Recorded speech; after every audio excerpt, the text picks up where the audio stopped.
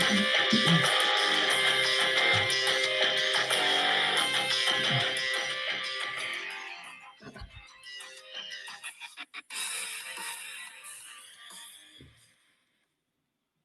right, welcome to the Sports Guys. This is a weekend recap on a Monday, May 5th. We got a lot to talk to you guys about tonight. We're going to talk about hockey playoffs. We're going to talk about NBA playoffs. We got to get into the whole Bill Belichick thing. We got to talk about lacrosse, which is kicking off their national championship this weekend. There's just a lot to talk about. How you doing, Robbie? Really well, really well. Had a good weekend. Hung out with the family. Just stayed super busy all weekend. It was fun, though. Doing well. Awesome. That's awesome. I was down at the beach and at the beach house, and we just had a blast. It was so much fun. I can't wait to go back. We're going to have our family reunion down there in a little bit, so I'm excited about that. I'm going in 2 weeks. I can't wait. I know. It was great. So thoughts about the NBA and NHL playoffs so far. We've just concluded round one in both leagues. I think there was a lot of fantastic series. There were a couple that were blowouts as well. But any kind of general themes hitting for you? You know, originally I was going to say I'm really enjoying the hockey because it's just so good. But I got to tip it to the NBA too. It's been pretty good. It's been kind of back and forth. The series have been interesting. Yeah, we had a couple. I gotta say, both are really bringing it. We had a couple game sevens in the NBA and a couple game sevens in hockey. So I mean, it doesn't get any better than that. You got some of these big time teams, like the Clippers, lost in Game 7, but I mean they're a big time team, and of course Golden State pulls out a Game 7 last night against the Houston Rockets. Everybody picked the Rockets to win the series. Unbelievable. And then in hockey, we had a double overtime decider last night, Game 7. That was pretty exciting. Winnipeg Jets somehow get it done with 4 minutes left in double overtime. So it's been a lot of fun games. Yeah. It was. And of course, now looking at your backgrounds, we have a terrible situation occurring in the family, and that is the Washington Capitals now play the Carolina Hurricanes in round 2. This is feeling very much like when the Commanders play my Panthers, and I have to choose between my two favorite teams. These are my two favorite hockey teams, and I just hate when this happens. I wish it was in the finals or something. But same. What are your thoughts about that series? I mean, I'm excited for it though. I'm here for it. I think there are a lot of people think it's going to go 7. Capitals. It's hard to predict that stuff. It should go 7, but you just don't know. Somebody could get kind of a hot hand in goal, and I think that'll tip the scales. Capitals have home field, so they'll get Game 7 at home if it does happen. Nice. So it's hard to win a Game 7 on the road. So if I'm the Hurricanes, I'm telling my team we got to win at least in 6. Yeah. You got to steal one. Absolutely. You know the old saying, the hockey playoffs don't start until somebody wins on the road. That's true. Then it gets good. That's true. I've been watching all these series, even series I don't care about, like the Winnipeg St. Louis Blues one last night. I've loved that one. Man, the hockey is just so good. Like in every round. In every round. I'm just loving it. And I'm watching the Florida Panthers absolutely dominate. They won their series in 5 games. And I didn't think they could repeat, but I think they might have a real shot. I mean, they got a shot. So well. Yeah, they're good. Whoever wins this Capitals Hurricanes series is going to have to play the Florida Panthers, in my opinion. And someone's got to knock them off. It's going to be a problem. Yes. And the team that's the best to go forward and become the champs. The team that's playing the best on the west side, of course, is the Oilers, and they played them in the final last year. And they've got 2 of the best 4 players in hockey. So I felt like they got a little outmatched last year, but they'll have a decent shot this year. I think with Tampa being down slightly, I think that opened the door for the Panthers.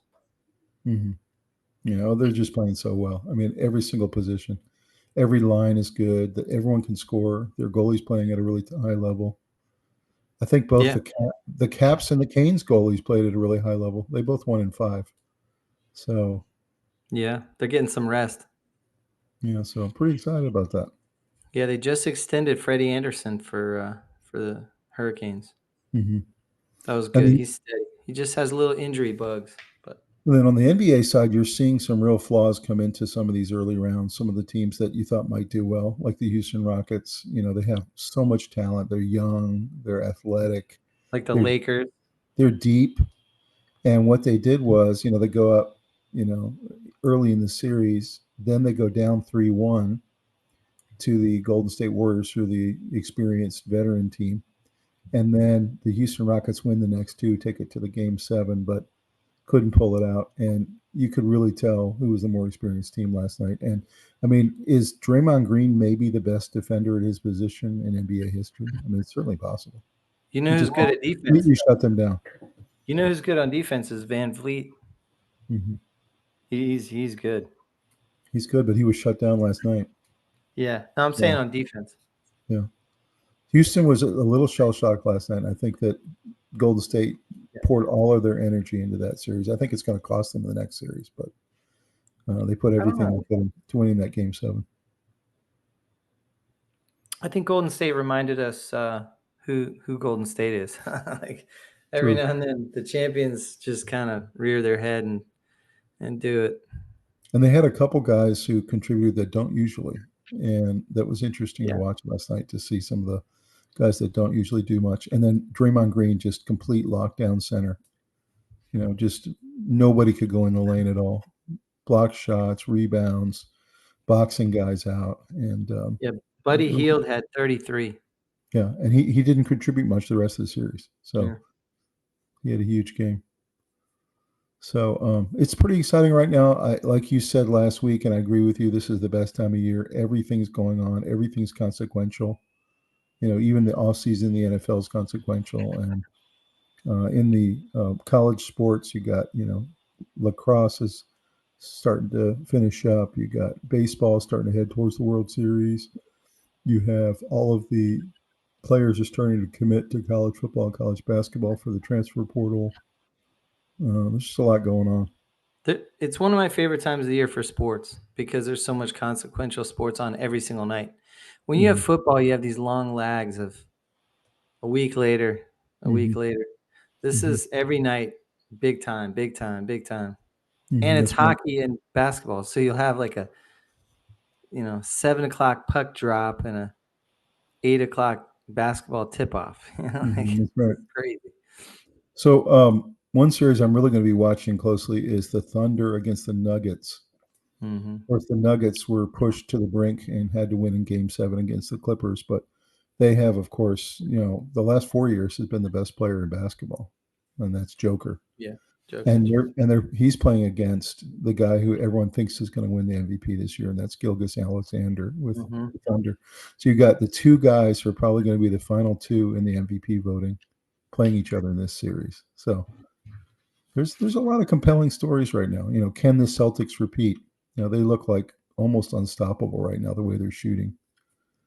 And I will tell you, I've been impressed with Denver's entire team. Like, let me give you an example. On Saturday night, Aaron Gordon had 22. Michael Porter Jr. had 15. Jokic had 16. Jamal Murray had 16. Christian Braun had 21. Who do you stop? You can't just focus on Jokic. That's right. You really have to take that whole team on. And they don't get a lot of bench help, but their entire team is going to score on you.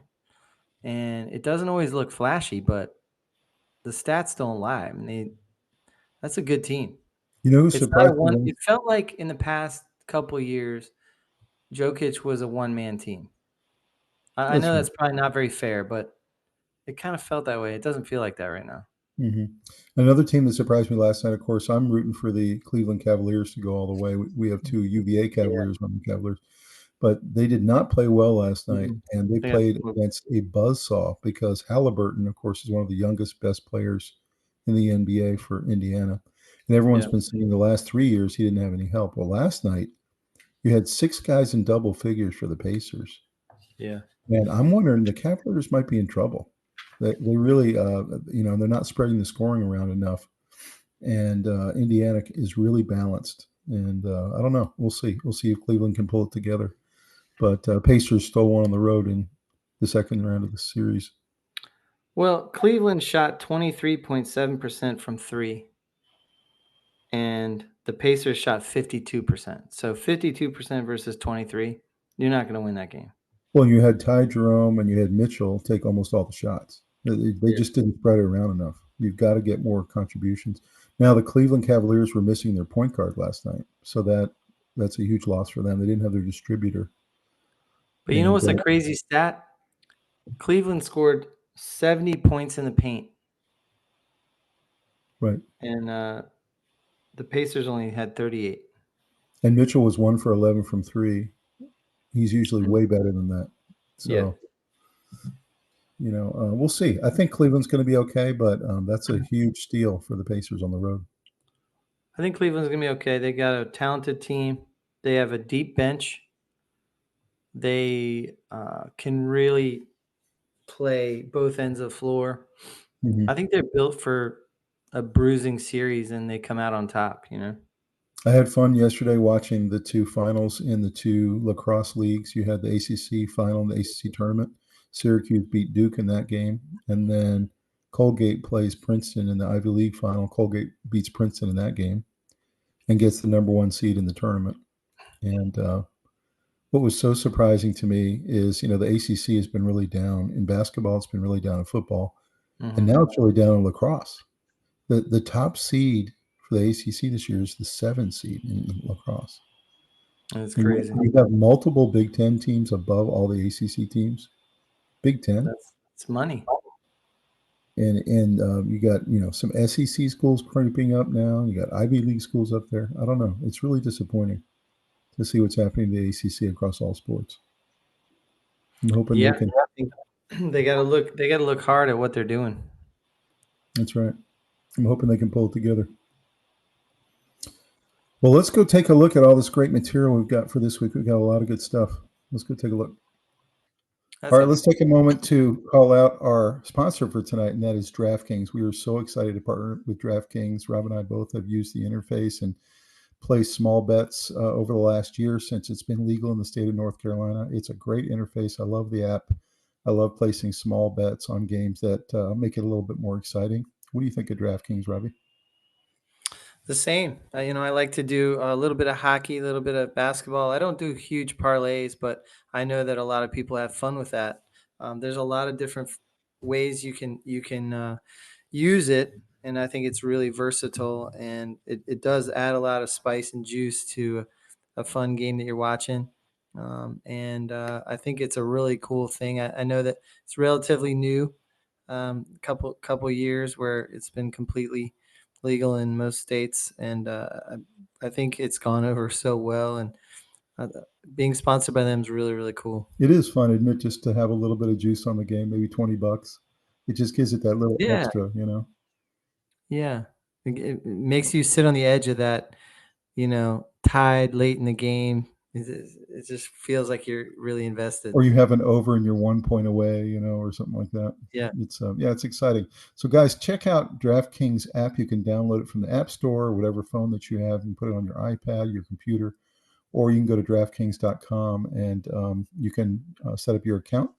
And they have a match program right now. If you put $100 in, they will match you up to $100. So you can't beat that. That's a really good deal. Yeah, check it out. And we'll see you guys next time. See you.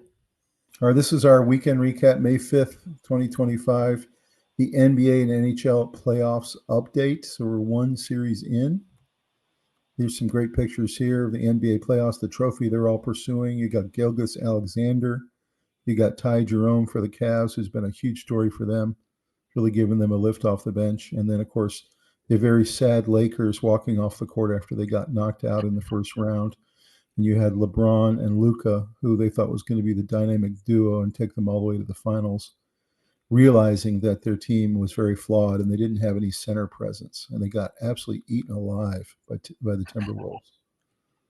I find it so funny when teams are surprised when they have no ability to go inside, and they're so surprised when they lose.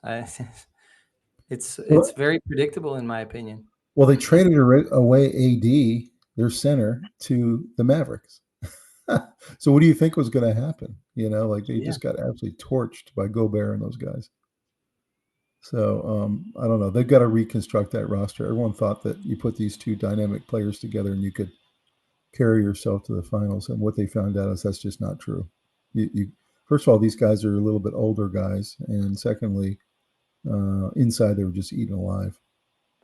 Yeah, I don't So know if they need to reconstruct the roster, but they definitely need an inside presence they don't have right now.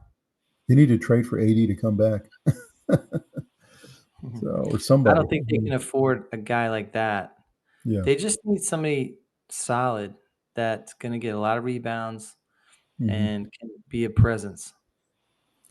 So my question to you is, looking at this picture of the two of them sad walking off, number one, do you think these two guys will win a championship together? Yes or no? And do you think LeBron's going to win another one? I think he's got maybe a year left. He's not going to play forever. He's going to be 40 next year.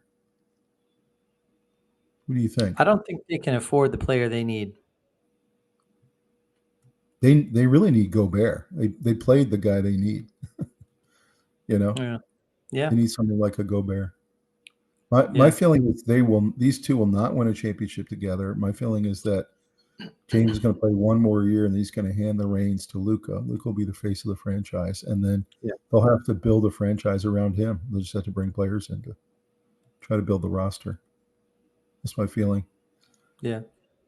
Thoughts on Gilgeous-Alexander and his MVP race? I think he's going to get it. I kind of do too.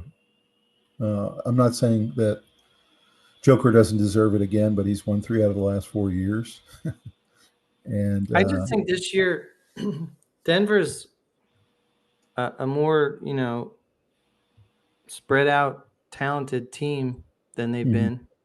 And there's less on Jokic. It's kind of like Josh Allen. He did less than he's ever done. He did it well, but he was asked to do a little bit less, and so he excelled even higher.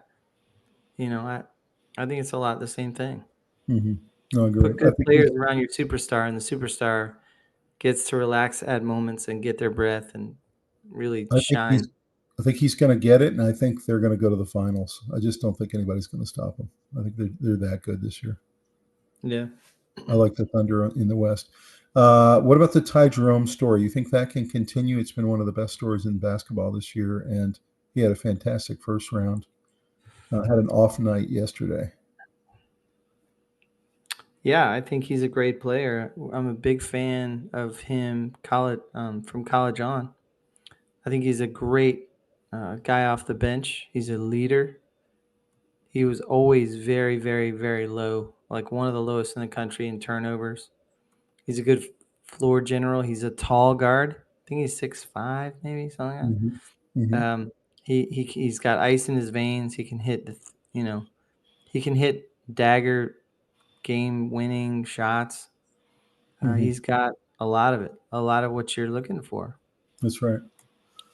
I'm just hoping his story can continue and that they can pull this series out and keep going, because I'm a huge fan, obviously, and I want to see he and DeAndre get a little bit further in these playoffs. So we'll see. Looking at the Stanley Cup playoffs, of course, you got Ovechkin there. He continues to impress. He's been scoring virtually in every game in the first round, and I don't know what's going to happen in the second round against the Canes, but he's playing at an incredibly high level. He's already said he's not retiring after this year. He's coming back next year, so who knows what his numbers might look like when he finally retires. And then you got the Canes up there. They had a relatively easy time against the Devils. They played really, really well. It's really good to see. And then you have the best team in hockey right now, and that's the Florida Panthers, holding up the trophy last year, and they look like they're on their way again this year. I'm not sure who can stop them. So any thoughts about these playoffs so far? I know they've been fantastic. I mean, just they've been so good. The Caps are loaded for bear. Ovechkin looks kind of energized since the record is kind of off his plate. He got it done. It's Hall of Fame for him, no question. And Panthers look good. I like what the Canes are doing. They have a nice mix now of youth. They have a youth movement, and they have some real scrappy veteran role players, and they got some superstars. So I really like the Canes this year. I feel better about them than I have the last couple of years. I noticed all three of these teams, their goalies are playing at a very high level. Yeah. And that's what it requires. What's happened to the Canes in previous seasons is their goalie has kind of let them down. And same with the Caps. They just haven't gotten the goaltending they need right at the end. And what I saw in round one was all three of these goaltenders were fantastic. So yeah, agreed. you might see a lot of 2-1 type games in this Caps Canes series. We'll see. I'm really, really jacked up for that one. Starts tomorrow night.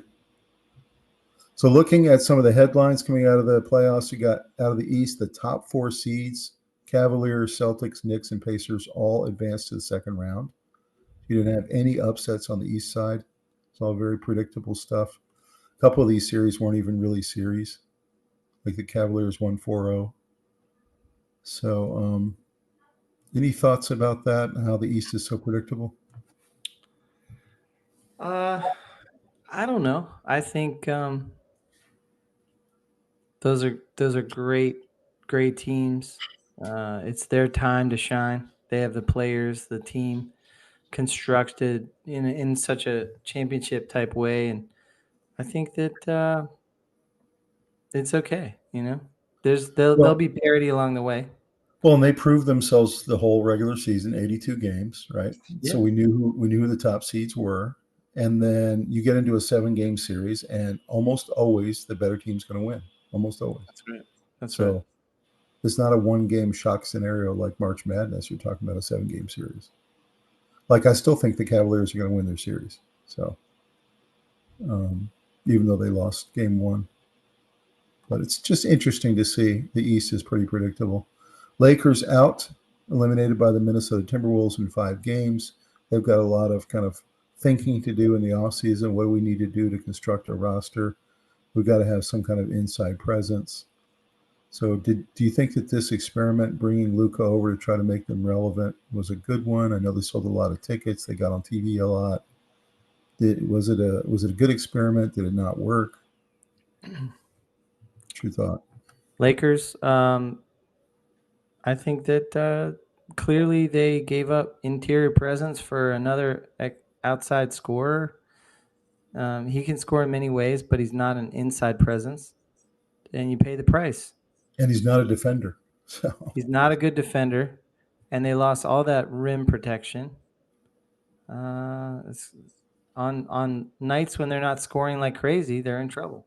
You remember we had this debate when this trade happened about who won this trade, and we were saying it was to be determined, but there may be some case made that the Mavericks got their center of the future, and they're a lot harder to come by.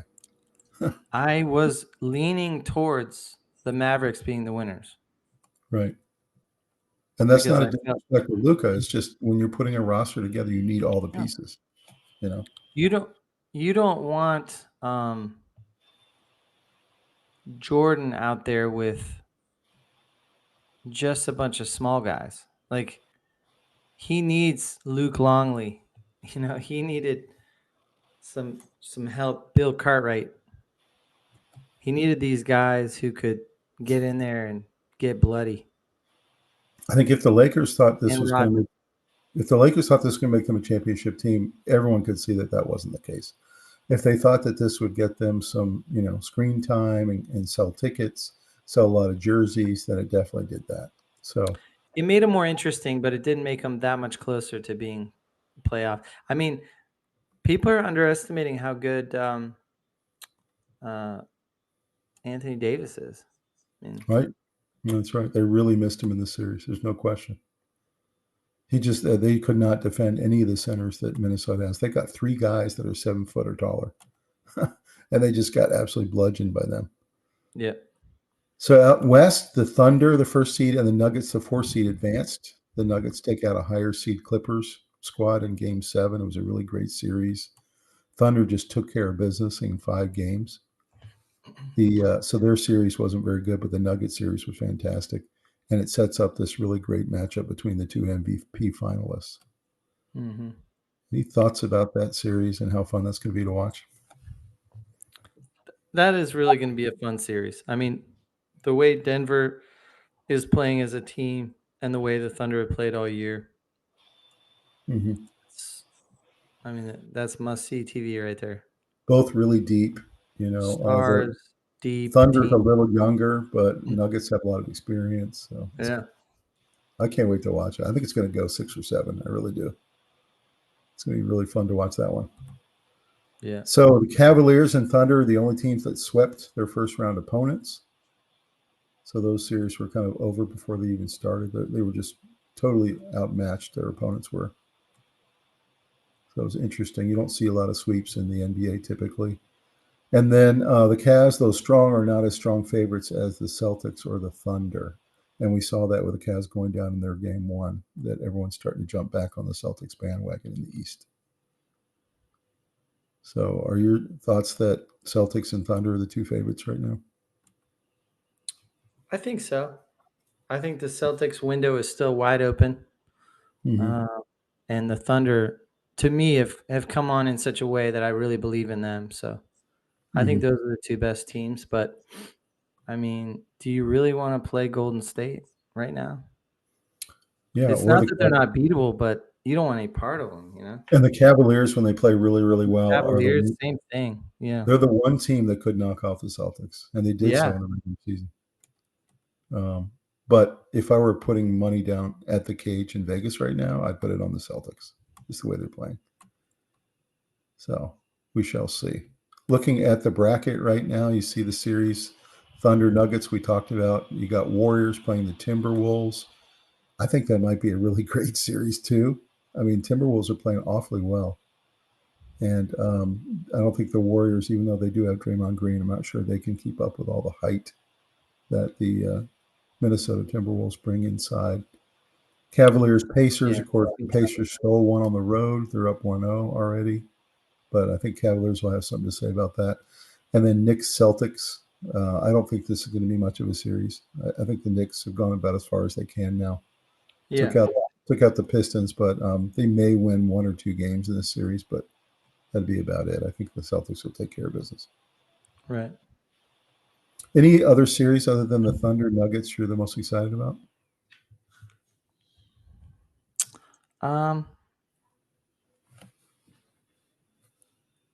I think Cavaliers, Pacers, and Thunder Nuggets are the 2 that I'm really keeping an eye on. I'll be watching the Pacers Cavaliers a lot just because, I told you I have the rooting interest out of these 8 teams. They're the ones I want to go all the way. So, but I think the Wolves and Warriors, I'm really excited about watching that series. I think there's going to be a lot of great star power there. Yeah, I gotta say they're all pretty good. You got Ant against Steph. You got all these different stories.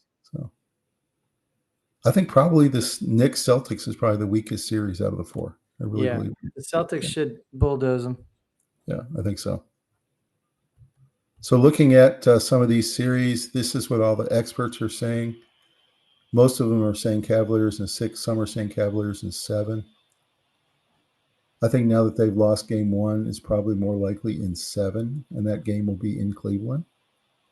I'm hoping that that's not true, but after you drop a home game, it's probably likely. It's going to be a very long series. Then you got Celtics, Knicks. You have most people saying either Celtics in 6, Celtics in 5, that kind of thing. Any thoughts about that? Do you think the Knicks can take this anywhere close to a game 7? No, I don't think so. not really. So just don't have the firepower, That's right. So then in the West, OKC and Denver. This is pretty interesting. You got Thunder in 6, Thunder in 7. Most everyone's picking Thunder in 7. So most people think this is going to be a really excellent series. It's going to go all the way. And then, of course, OKC has the home court advantage. I don't think there's any scenario I can think of where this is a blowout series. Do you? No. They're playing great basketball, both teams, and I think this is just going to be a really good series. And Denver, they all have championship rings. They have championship pedigree. So they're not just going to roll over, no matter what you think. No, they're playing great. I like Thunder in 7 in that one. Just me personally. And then you got the Wolves and the Warriors. You got almost everyone everyone's picking the Wolves because the Warriors are the lower seed. You have one person down there who picked the Warriors in 6. What are your thoughts about this? I mean, I feel like everyone's picking the Wolves. I almost makes me want to pick Warriors in 7. I don't know. Minnesota looks like the stronger team, but Golden State has the championship pedigree and the ability to tear your heart out. And they got a great coach, and they have several guys who have rings. Lots of experience. A lot of experience. And I don't know. Do you bet against Steph? I don't know. I don't This know. would be a good series. I think Wolves in 7 if I had to bet it. I actually had to put money down. Go on DraftKings and put your bets down, guys, by the way. And I'd say Wolves in 7 would be my guess. But I will not be shocked if the Warriors win this series. I think that's about how I feel about it. Looking at the hockey bracket, you got the Jets and Stars. Really interesting there because the Jets are the number 1 seed coming out of that bracket, and yet they had to struggle in double overtime to win their series against the Blues. It was a really interesting series. Playing the Stars, who are playing really fantastic ball right now, and knocked out who a lot of people had as their kind of dark horse in that bracket, and that was the Avalanche. So I think that might be a really good series as well. It should be. Should be good. Who do you think is going to win that one? I think the Jets. Yeah? I think so. I don't know. I think they might be really spent from that series. I think the Stars might steal 1 or 2 on the road. Might be able to get it done. I kind of like how the Stars are playing right now. What about Golden State and the Oilers? Like I said, the Oilers are playing really great ball. They did not play very well in the regular season. They kind of limped into the playoffs. Golden Knights, Las Vegas. Yeah. Talking about the Oilers against the Golden Knights. Oilers. I think Oilers. I think so too. They're playing really well right now. They did not play very well in the regular season and limped into the playoffs, but they have found their skates in this series. So I like the Oilers there as well. Then you got Panthers and Maple Leafs. I thought to myself, one of the few teams that could knock off the Panthers is the Maple Leafs. They're playing really well right now. They're higher seeded in this bracket.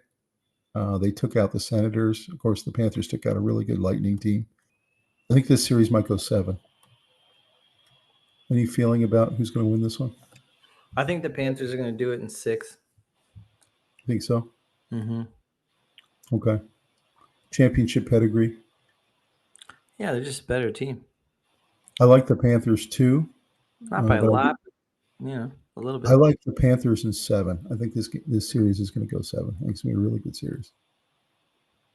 And then finally, choosing between my 2 children, the Capitals and the Hurricanes, both playing really, really well. Both took out their opponents 4-1. Both goaltenders are playing great. Everyone's scoring. Everyone's playing solid defense. They're killing off penalties.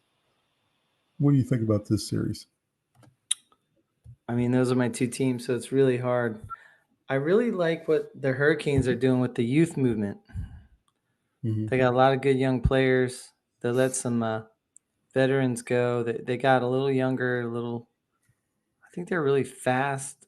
They're hungry. They take on the personality of Rod Brindamore. And they've been burned a few times with expectations not met in the playoffs. So I think that they have a lot of experience, and they're also young. You don't usually get those 2 things together. So I like the Hurricanes. Okay. I like this series to go 7 for sure. I think you're going to end up trading games. I don't think anyone's going to steal any home games away from the other team. And then I think with the Capitals getting Game 7 at home, I think they end up winning it. And I think the Caps are going to win it in overtime in Game 7. It's going to be completely heartbreaking for the Hurricanes, but I think they get it done. If you watch the whole regular season, the Capitals were the better team this year, just slightly. And I think that there's a little bit of a feeling of team of destiny with Ovechkin this year. So will I be shocked if the Hurricanes win this one in 7? Absolutely not. I will not be shocked if they win it. I think it's literally that close.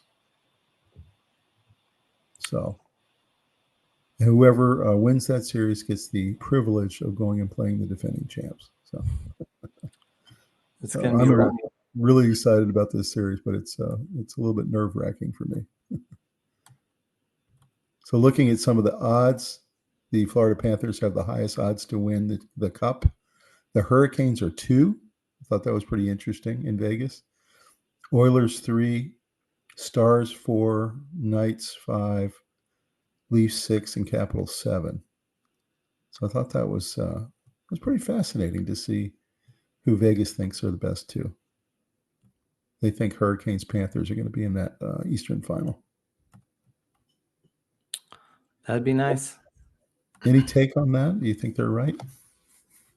I'm telling you, I think the Hurricanes, if the goaltending can stand up, which Freddie Anderson's been doing, I think that Hurricanes are a legitimate contender. And they have a shot to beat the Panthers. They definitely have They a got shot. solid defense and good offense. If they get by the Caps. Yeah. Yeah. So looking at the odds to win the Smythe Trophy, which is the Player of the Year, McDavid, of course, has been the best player for a long time, probably the last 3-4 years. He's got the highest odds to win. Then you got Rantanen with the Stars. He's playing fantastic. He was just a beast in the Stars series that they just won. Number 3 is Draisaitl, also with the Oilers. He's So awesome. they have 2 of the top 3 players in hockey. Then you got Sebastian Aho with the Hurricanes at 4. And then you got Bobrovsky, who we all know is a fantastic player. He won a ring last year with the Panthers. So any thoughts about which of these I guys? love Aho. I'm glad he's getting some recognition. I like Draisaitl. I think McDavid is unbelievable. Don't you think it'll be one of those top 2 guys who wins it? I mean, this Rantanen guy, he's had an incredible year for the Stars. Obviously, I hope Aho can get up in there. It is a regular season award, so really, even if the Hurricanes go all the way and win the whole thing, I don't think it helps Aho in terms of his odds to win this trophy, but certainly rooting for him. Yeah. Some great players there. Looking at the odds, you got Capitals. This was the NHL.com sports writers, and they all averaged it up and said prediction Washington in 7, largely because they have the home game and the higher rank. We'll see if that happens. I think if either team wins, it'll be in 7. So going to be a really, really exciting series. As you see, the Capitals had 111 points in the regular season, and the Hurricanes had 99 points. So Caps were one of the best teams in hockey in the regular season. So next one is Panthers in 6, playing the Maple Leafs. This is kind of the battle of Florida versus Ontario. So thoughts about this prediction? Panthers in 6?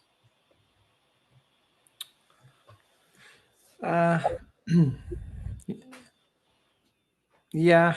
I pretty much think Florida's headed back. So I think it's pretty realistic. And I think that it's hard to imagine beating them in a 7-game series. So, yeah. I like Panthers in 6. I don't think it's going to go 7. I think I think Toronto will pick off 2 games at home. But I like the Panthers in 6. I think this is true. I like both of these predictions. Washington in 7, Panthers in 6. Mm-hmm. Looking at the next one, you got Edmonton in 6 against the Vegas Knights. You think that's close? Not really. 2 years ago they played each other. This wasn't last year, but 2 years ago, and the Golden Knights won that second round series. But these are 2 different teams. I think the Oilers with these fantastic players, and they were in the finals last year. I think this is dead on. I like Edmonton in 6. Edmonton Stars have emerged now. Their window is open. 2 years ago, that wasn't true. So, I think there's a very good shot you're going to see a repeat of last year's final, Oilers versus the Panthers. There's a very good chance of it. There's a decent chance. Yeah. The final series, stars in 6, is what a lot of people are saying. I like the stars in 7 in this series, and I know you like the Jets. I do think this Rantanen guy, who might win the MVP, is going to be the difference. He's just so fantastic. I watched him a couple times in the last 2 weeks. That I think he'll be the difference maker in this series. Mm-hmm. So I like the stars in 7. So we'll see if you're right or I'm right on this one. Let's look at our NCAA lacrosse brackets 2025, and I am so sad to announce that Virginia is not in it this year. It's just incredible to think that this program that's in it every single year and usually gets to the Final Four on a regular basis is not even anywhere close to this bracket. You got Cornell, that's the 1 seed. Maryland's the 2 seed. We knew they were going to be really fantastic. In our preview show, we talked about the two of them as contenders this year. You got Princeton earned the 3 seed by being the runner-up in the Ivy League. The 4 seed is Ohio State, which is a complete shocker. Nobody thought they were even going to make the tournament. They ended up beating Notre Dame and Virginia and a couple of other big-time teams this year. So they earned the 4 seed. You've got Notre Dame is unranked. You've got North Carolina at the 8 seed and Duke at the 7 seed. Syracuse at the 6 seed because they won the ACC tournament. So essentially, you've got all the ACC teams that are in are 6 seed or lower. So what is your thought about this bracket and how surprising this is in terms of the rankings? I mean, ACC is a little down this year in lacrosse, but they're still powerhouses. You know, in the top 10, they've got a bunch of teams. So, you think this is seeded correctly? Yeah, maybe. And can Notre Dame come out of nowhere? I mean, they're unranked in this bracket. They have to go through a couple big time teams, but nobody is really a world beater. I mean, they could beat Ohio State. And then they have to probably beat Penn State after that, and then they're into the Final Four. So I don't see any reason why Notre Dame can't make a run. No. They're not quite as talented as they've been, but they're still a very good squad. So looking at this, who do you like as your Final Four? We can reset our predictions from the preseason. Who do you like as your Final Four, and then who do you like as your champ? Let's go Princeton,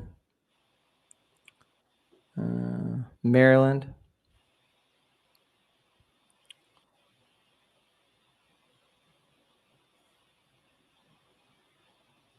Notre Dame, and Cornell. Me too. Exactly the same. Cornell's going to be Notre Dame. Exactly the same. I think Notre Dame will. Maryland's going to be Princeton, and then I think Maryland wins it all. You do? Mm-hmm. I like Cornell to win it all. And I picked them in the preseason too, so it's pretty amazing that it looks like my prediction might come true. So I like Cornell, Maryland in the final, and I like Cornell to win their first championship. We shall see. Will I be surprised if Maryland wins it? No, I won't. Really, really good team. It'll be fun to watch. I love college lacrosse. I love the tournament. Let's take a look at the women's side. North Carolina is the number 1 seed. They've been the best team all year on the women's side. Boston College is the second best team. They're also fantastic, and they've been in the final game 3 out of the last 4 years on the women's side. So they just are very consistent. Northwestern is 3, which is kind of interesting. Florida comes up out of nowhere at the SEC and comes the 4 seed. Virginia is the 5 seed. They had a really good season this year, the women. Yeah. So they have a real shot at least to get to the Final Four, which is what we're hoping for. To get there, they're going to have to get through Duke. It's a very good squad. So any thoughts about this bracket? Anybody you got a gut feeling about? I think North Carolina and Boston College are so much better than everybody else.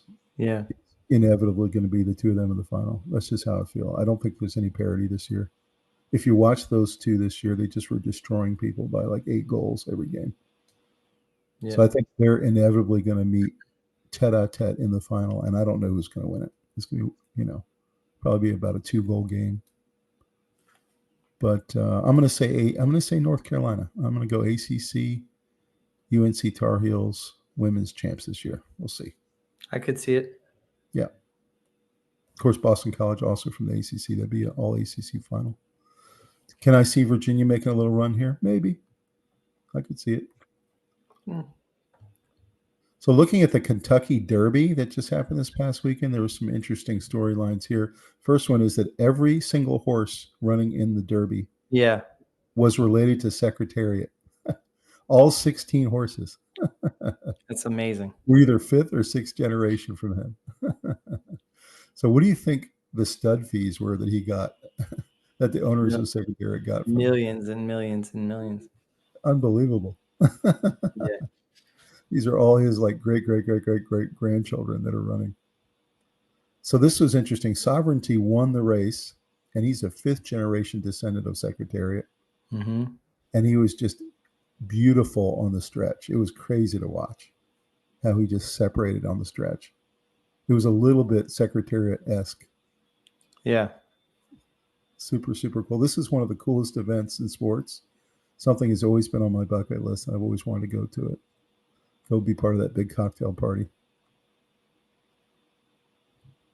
So the other thing that was interesting about Secretariat was he wasn't just a great horse, but he was built differently. His heart was 3 times the size of an average horse. 3 times the size. It gave him a massive cardiovascular advantage. And that wasn't all. He had stride angle that was different from everybody else. The distance between his front and rear legs stretched longer than everybody else. So he had about a half a step on everybody. And then his stride angle was so different from everybody. He was as much as 30% longer in terms of his stride angle. So he's like a machine. Yeah. That's why he was winning by like 10 lengths. So when you look at these physical traits, is it any surprise that, he was the most studded out horse in history? Not really. Yeah. It's an amazing horse. It is. You remember at Virginia, we used to have the cocktail parties around this race. Foxfield races, yeah. Yeah, Foxfield, but then also we would have our Kentucky Derby kind of mixer parties. Yeah. Have the Derby on TV and watch it. Oh, sure. Yeah, like the Kentucky Derby parties. Yeah. Yeah, a lot of fun. But this was just astounding to me. He had a 3 times larger heart than most horses. So he could just basically consume more air than everybody. Or more oxygenated blood. Right, exactly. He was literally a machine. Let's talk about the Bill Belichick, Jordon Hudson story. This is just all over the news. I kind of wanted to try to avoid it, but it's just gotten so hot that we have to talk about it, especially with UNC calling Bill Belichick into the office on Friday night to have a talk. So essentially, Bill Belichick sidelined Jordon Hudson over the weekend because of this PR disaster that happened. He's trying to salvage his reputation.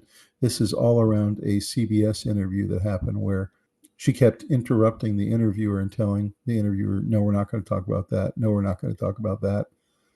And it made Bill Belichick look very indecisive. It made him look old. It made him look kind of, like he was being controlled by a younger woman. Mm-hmm. It just was very odd. And they only put one of these moments into the interview, the cut interview, but apparently there was 5 or 6 of them, including at one point she stormed offset and told Bill to follow her, and he didn't. So any thoughts about this whole thing and this whole disaster and how UNC is going to try to handle this? Well, I think this is a strange news story because it's so abnormal. Bill Belichick was the most tight-fisted head coach in New England. You weren't allowed to talk to the media. You weren't allowed to go off script and wing it and all that. And here he is getting called in, getting reprimanded for out of control press conference and or interview, I should say. It's just strange. He he used to control so much of what the media was given. It's just so strange because he was so gruff and he was so in control and he was Yeah. so angry all the time and he never answered any questions. Yeah. And On to Cincinnati. it looked like there was no woman in the world who could control him, or even really a man who could control him. He was just kind of a very strong, gruff person, and he looked completely different in this interview. And he looked a little bit like onset dementia was starting or something. He just looked very confused. He looked very indecisive. It wasn't a good look for him or for the university. Yeah. And you Yeah, I think wondered, the university has to be so careful letting their brand take hits like that. well, But because college is different than pro. He has to realize that he has to still go into people's living rooms and try to talk them into letting them come play for him. You know, these really star.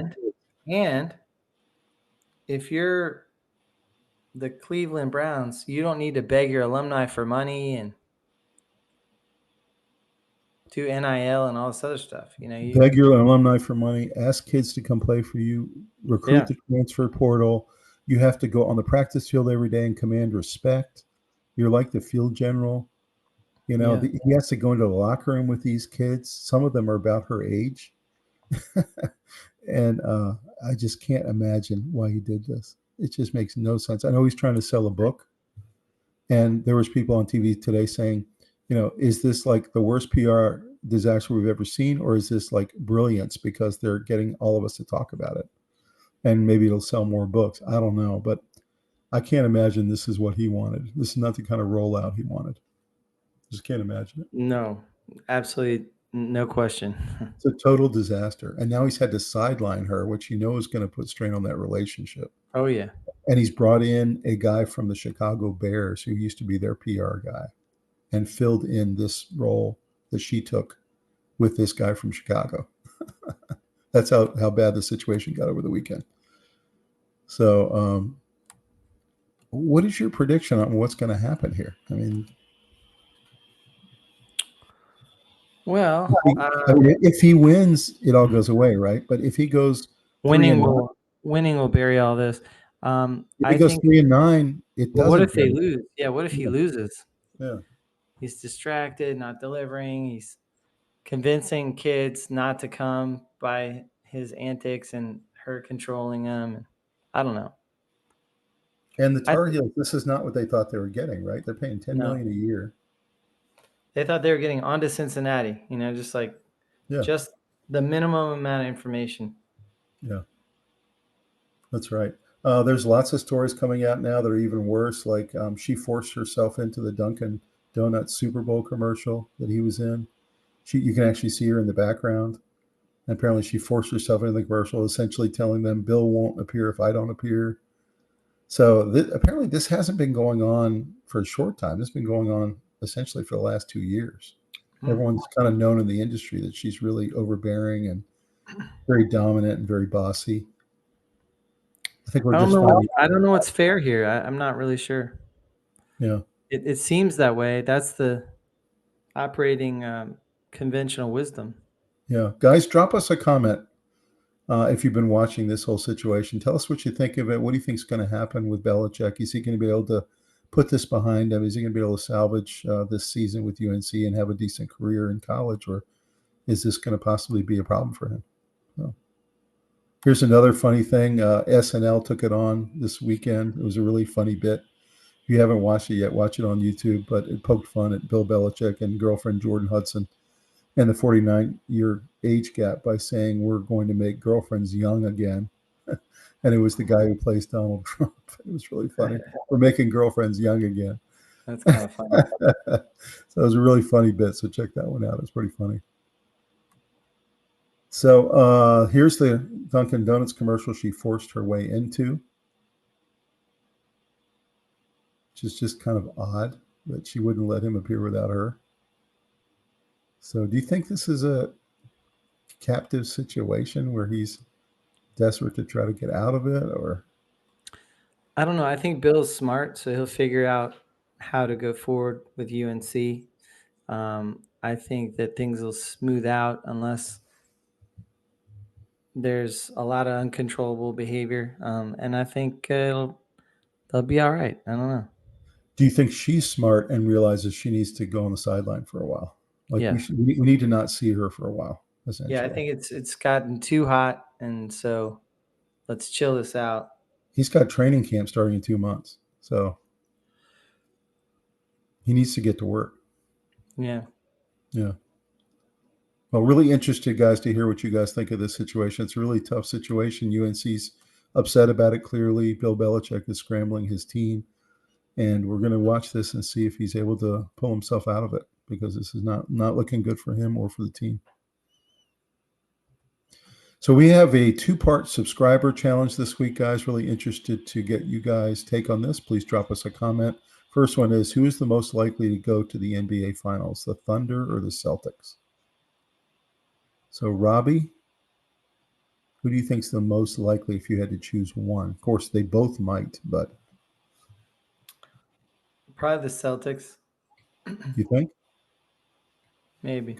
Because East is easier? Yes. Okay. I'm going to agree with that, because the East is easier and because of the way they're playing and because Cavaliers all of a sudden look very beatable. Although I'm rooting for them. I think the Celtics are looking like they're on their way to the finals again. I completely agree.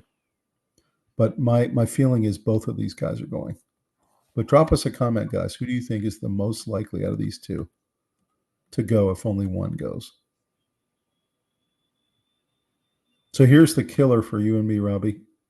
Who's most likely to go to the NHL finals? Not just win this series, but to go to the NHL finals. Capitals or Hurricanes? I got to go Hurricanes. Okay. But I'm not going to be so sad if Washington goes. I got to go Capitals because I think they're going to win in 7. So I got to say Capitals. But I would be happy if either one goes. Let's put it that way. Yeah. So drop us a comment, guys. Who you think is the most likely to go to the NHL finals, Capitals or Hurricanes? All right, Robbie. I'm going to hand it to you, man. All right. Well, that's a great picture, of course. Really appreciate that. You got on the new logo on your shirt. I like it. Yeah. And let's see here. Okay. Another solid breakdown from the Sports Guyz. Love the insight on the second round sleepers. That was from @Jennifer. So that was from our NFL draft preview. Yeah, that was a great episode. Thank you, Jennifer. Thanks What a a lot. fantastic comment. Solid breakdown, she said. Yeah, well, thank you. Yeah, thanks for your feedback. The analysis on the QB picks was fire. You guys always keep it real. And that's from @Arend. Aren, we appreciate that. We always try to keep it real. I don't think Rob and I, either one of us, would ever be accused of not just letting it fly. We do. We let it fly. So thanks Yeah, for noting. we'll go against conventional wisdom when we see it differently. We'll go with conventional wisdom when we think it's right. We're not afraid to cut against the grain and make some predictions. I don't want to do it just for the sake of being different, though. But when I feel like everybody's right about what they're saying, I'll go along with it. But yeah. I do get nervous when there's too much conventional wisdom. Yeah, I always try to go against it if it's too strong, because I feel like sports is full of surprises. Mm-hmm. And anytime there's too big of a juggernaut, they always lose, or oftentimes lose. All right. This is from our scuba diving episode. This got me hyped to finally try scuba diving, @Joseph. Oh, that's awesome. Thanks, Joseph. Yeah, I feel the same way. I can't wait to go on one of those trips we talked about and go see those incredible places, whether it's the Great Barrier Reef or whether it's some of the other incredible places we talked about. So, yeah, thanks for the great comment. I think for everybody out there, check out our episode. I think it was a good one. We had a lot of feedback that people felt like that was one of our best episodes, best interviews. It definitely was interesting. a sport that I'm not super familiar with, but I definitely am intrigued by. And I think it was cool to get sort of the idea of trying scuba diving, how to get started, and all those things, all the way up to how high a skill level our guests were that night. Mhm. Um, but it was cool. It Check really it was. out. Yep. Next one, love the tips for beginners, super helpful. Also from the scuba diving episode. That was from Daniel at Daniel. Oh, that's awesome. Thanks, Daniel. Yeah, we tried really hard when we take on a new sport, whether it's bocce, that was a great episode, football, rugby, scuba diving, all those episodes. Watch all of them because they're really Spring excellent. sports. Mhm. We did a good job, I think, putting together. And what we try to do is start from the very beginning, give you some foundation of what the rules are, where it came from, the history of it, and how to get started. So, yeah, thanks. And that's it. That's fantastic. So, Robbie, thoughts heading into the weekend? We got round 2 playoffs kicking off tomorrow for Caps Hurricanes. We got all these great second round series in the NBA. Any thoughts about what you're most excited about? I just am so excited that every night something great's going to happen, something substantial, something consequential, uh, tremendous competition at the highest level in two different sports simultaneously, and sprinkle in some other interesting sports news. It's hard to keep up with it all because it's so good and so great of a matchups, and it's intriguing, and it tends to be from all over the northern hemisphere, Mm-hmm. the Mm-hmm. players and the teams. So um, I'm really excited about the next month or so. I was realizing sometimes we kind of take it for granted, and then sometimes I really pay attention to the guys who are out there playing hockey and skating as fast as they do and hitting each other and shooting from way out, sniping, and then I'm watching these basketball players dunk from the foul line, and we don't realize how great these athletes are, I and they know. just get better and better. Every generation gets better. They jump higher, they shoot better. It's just amazing. I don't know if we really appreciate it like we should. Last night we were watching hockey, the Jets, and I can't remember which team it was, but I stepped into the kitchen for a second, and the boys were watching, and they said, "Daddy, the guy's tooth just came out." Who So, said that? Connor, Oh wow! Daddy, the guy's tooth just came out. I was like, But, okay. but don't they love it though? Like, They love it. Yeah. yeah, 9-year-old twin boys starting to wrestle all the time themselves, and enjoying the more physical sports. I assume the two of them are both picking the Hurricanes probably in this series. Yeah. Yeah, Although that's they know Daddy loves the Capitals, so they're pretty torn too. They're not really sure what they're supposed to do here. mhm. But I just taught them how to tie their shoes yesterday, and that was an interesting thing. So if anybody out there has any pointers on dealing with kids getting frustrated tying their shoes, I think there was a little tears. It was something pretty funny. So I'll never forget how fun that was. In those two finals of the ACC and the Ivy League, Yeah. realizing how great these athletes are. It was incredible. Played Notre Dame. It was a great game. Um, just felt like Syracuse was on a mission. Mhm. That's right. Yeah, little note, my Orioles fired their coach today. They've had a horrendous start. They're 13-21, and they were expected to win the division. So maybe that'll turn them around a little bit. But you can see the accountability in sports really is there. If you don't start the way your owner's expecting, you're gone. So Mm-hmm. see if that turns the Orioles around. Well, I think when you fire a coach, it has to be because you had to clear the deck, and they weren't listening to his voice anymore. And also firing your coach because it makes you feel better because you're upset that you lost in the first round of the playoffs or something doesn't make sense. You have to wait and sort of think through your strategy and make sure you have a good option. I think this was coming for a while for him because you have to realize 2 years ago they were the number one seed in all of baseball in both divisions. Yeah. And then last year they won their division again. and both years they go out in the first round. So I think they were really close to firing him at the end of last season, but they said, let's give him one little shot here and see if he can, perform the same miracles in the regular season. And instead, they're at the basement of the AL East and need some kind of shot in the arm to get going again. So I don't think this is just something that happened, No, this early in no, the season. This is something they thought about at the end of last year. he coached his way out the door. That's exactly right. But I mean, obviously, expectations are high, and when that's not met, you need to send a message to your players. Don't fold the tent. Like everyone's job's on the line. We just got rid of your coach. That's So, right. yeah. But just think about the next couple of weeks, guys. You're going to be watching hockey on one channel, then that goes to the period. Then you're going to flip over to the NBA. Then on the weekends, you're going to be watching lacrosse, college baseball, pro baseball.